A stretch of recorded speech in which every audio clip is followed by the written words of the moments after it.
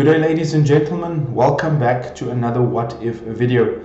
In today's video, I will be unpacking a scenario where an employer lies about the true reason for an employee's termination on the UI19 form.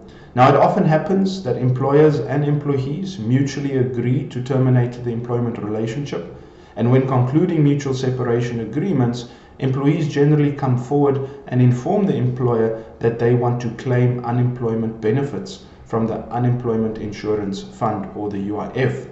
However, employees are not entitled to claim unemployment insurance benefits if an employee chooses to conclude a mutual separation agreement with their employer. And the reason for this is because termination of the employee's employment is not as a result of a dismissal or a termination by the employer, but comes about by agreement between the parties.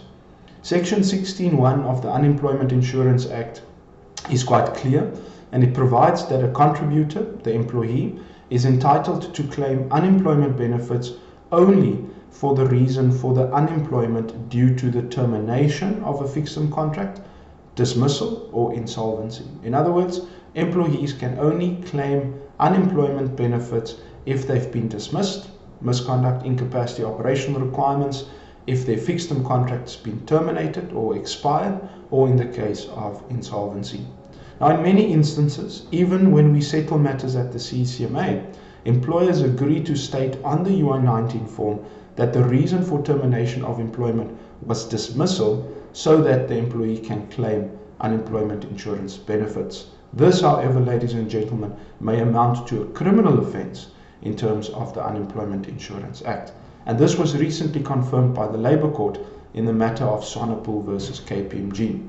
Now, in this matter, Swanepoel was terminated in terms of a mutual separation agreement, and KPMG recorded involuntary resignation as a reason for termination on his UI19 form, whereupon Swanepoel approached the Labour Court to compel KPMG to amend the reason for termination on the UI19 form to retrenchment, so that he is able to claim unemployment benefits. The court held that the contract of employment was terminated on mutual grounds.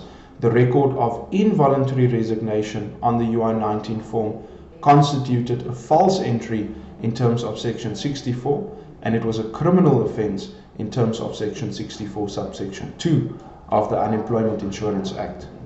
The court also held that the relief sought by Swanepoel, ordering KPMG to amend his UI19 form, in other words, amending it to reflect the termination as a retrenchment, would require that KPMG be dishonest about the reason for termination, amounting to a contravention of Section 64 of the Unemployment Insurance Act.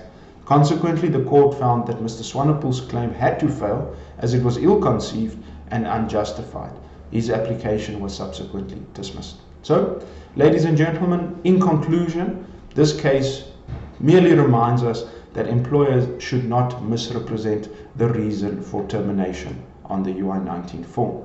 That then brings us to the end of this video. As always, thank you for watching. I will see you in 2 weeks' time. Bye-bye.